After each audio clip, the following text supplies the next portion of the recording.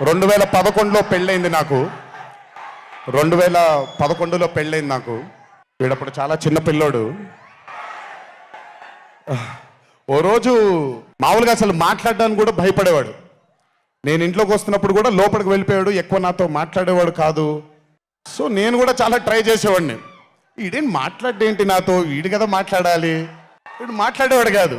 వీడు ధైర్యం చేసుకొని మొట్టమొదటిసారి నా దగ్గరకు వచ్చి ధైర్యం చేసుకొని చెప్పిన ఒకే ఒక మాట, బావా నేను యాక్టర్ అవుతానని.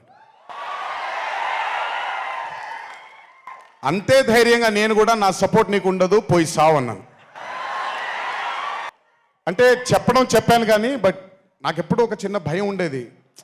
యాక్టింగ్ అంటున్నాడు, సడన్గా ఇంట్లో నుంచి ఒక 4-5 మధ్యలో ఉండే వ్యక్తి ఈరోజు అందరి ముందుకి ఎక్స్పోజ్ అవ్వబోతున్నాడు, ఎలా ఉండబోతుంది తన కెరియర్ అని ఓ భయం ఎప్పుడు ఉండేది నాకు.